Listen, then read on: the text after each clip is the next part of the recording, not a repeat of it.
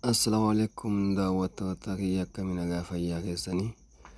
Aappii ajaa'ibaa tokkoon isinii qabadhe dhufe aappichis maal jettanii na gaafachuu danda'u. Aappichis akkuma kun ammas gubbatti mul'atu kana aappichis kunoo kana fakkaata. Innis maqaan isaadha viidiyoos jedha. Hojii isaadha kan waliin ilaallu ta'a. Viidiyoo keenya laayik sheer godhaan jajjabeessan isiniin jedha daawwattoota chaanaal obsa tuube. Namoonni maamila kee taatanii galatoomaa isin jechaa kanneen maamila kee hin ta'inis maamila kee akka taatan isin gaafachaa. Akkaataa hojii isaadhaa walumaa naa daawwannoon isiniin jedha. Na jala ka'a ilaalaa daawwadhaa. Innis kana fakkaata.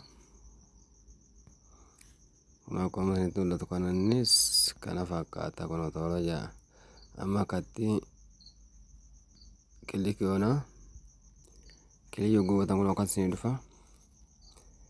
Viidiyoon haala adda addaatiin ittiin isin fayyada viidiyoo hedduudha fi amma fakkeenya kun mana footoo kana keessaa dha'uuti. Amma footoo akkas dhufa.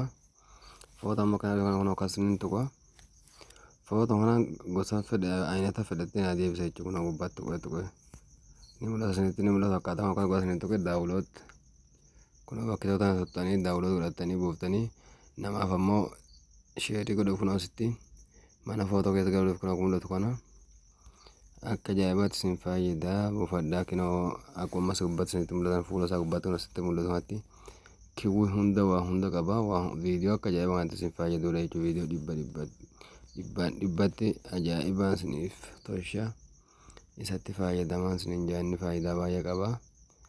Innillee immoo eessaa buufannoo jettanu pilaastoorii keessan keessa seenati. Seentan ammoo isinitti mul'isa akkatti buufattanii as keessa seentaniituma viidiyoos jettan viidiyoos kana fakkaataa kunoo anama buufadhee waan qabuuf isin opheen gubbaatti dhootanii akka isiniin buufatanii itti fayyadamuu ni dandeessu isiniin jedha. Bakka isin dhibees koomentii irratti nu gaafadhaadha. Akka ajaa'ibaatti isin fayyadaa aappiin kun itti fayyadamaadhaan isiniin jedha. Nagaatti hanga wadda itti aanutti.